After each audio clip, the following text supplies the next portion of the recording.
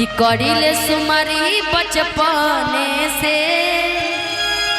कि मांगिले मंगौती अपना मने कि करिले सुमरी बचपने से कि मांगिले मंगौती अपना मने से कि रुपया वाला मोटहन नहीं पार्टी चाहिए तो क्या चाहिए कि बोले भोजपुरिया बोलिया खाती दुल्हा दे हाथी चाहिए बोले भोजपुरिया बोलिया खाती चाहिए दुल्हा दे हाथी चाहिए बोले भोजपुरिया बोलिया खाती चाहिए दुल्हा दे हाथी चाहिए बोले भोजपुरिया बोलिया खाती चाहिए दुल्हा दे हाथी चाहिए करिले सुमारी बचपने से मांगिले मंगौती अपना मन से करिले सुमारी बचपने से मांगिले मंगौती अपना मन से करिले सुमारी बचपने से कि मांगिले मंगौती अपना मन से करिले सुमारी बचपने से मांगिले मंगौती अपना मन के रुपया वाला मोटहन नहीं पार्टी चाहिए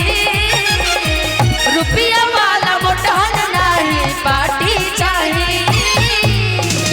बोले भोजपुरिया बोलिया खाती चाहिए दुल्हा दे हाथी चाहिए बोले भोजपुरिया बोलिया खाती चाहिए दुल्हा दे बोले भोजपुरिया हाथी चाहिए दुल्हा दे हाथी चाहिए जब बाल सैया इससे निकाल सैया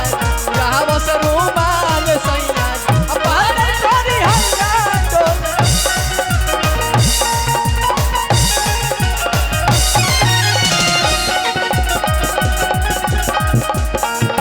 ऐसे मैया डोले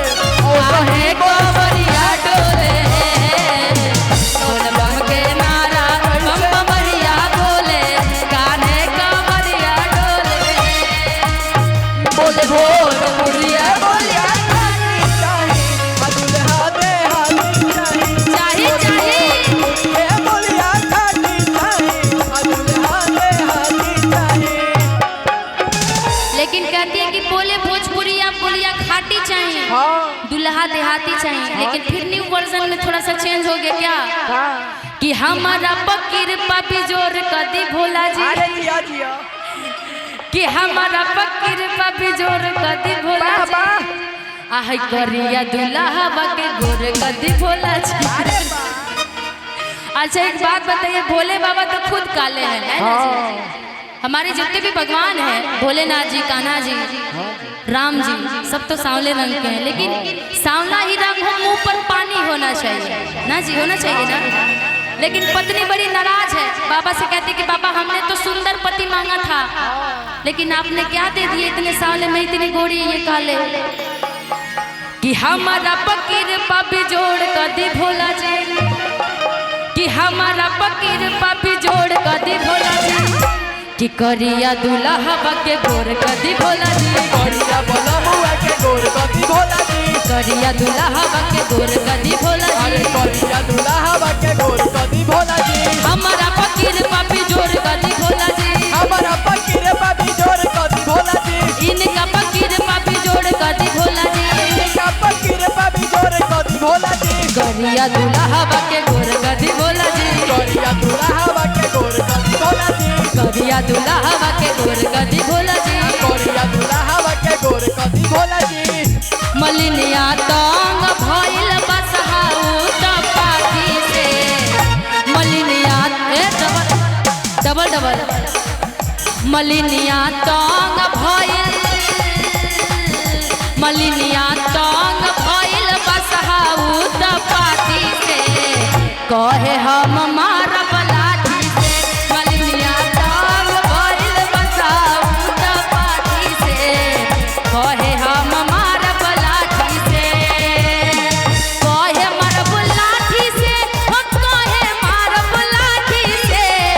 कहे मरब लाठी से हो कहे मरब लाठी से कहे मारब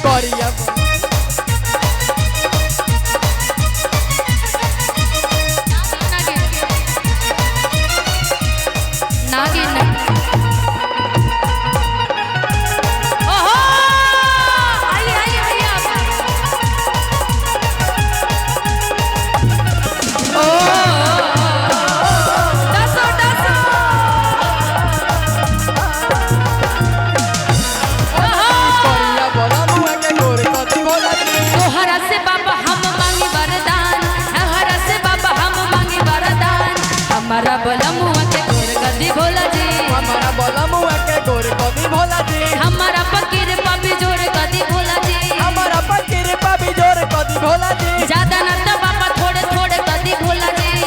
तो बाबा थोड़े थोड़े कदी भोला जी कि ज्यादा न तो बाबा थोड़े थोड़े कदी भोला जी ना जी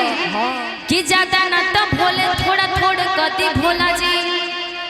कि ज्यादा न तो भोला थोड़ा थोड़े कदी भोला जी हमारा बलमुआ के गोर कदी भोला जी हमारा बलमुआ के गोर कदी भोला जी हमारा बलमुआ के गोर कदी भोला जी हमारा बलमुआ के गोर कदी भोला जी हमारा बलमुआ के गोर कदी भोला जी हमारा बलमुआ के गोर कदी भोला जी हमारा बलमुआ के गोर कदी भोला जी बढ़िया बलमुआ के गोर कदी भोला जी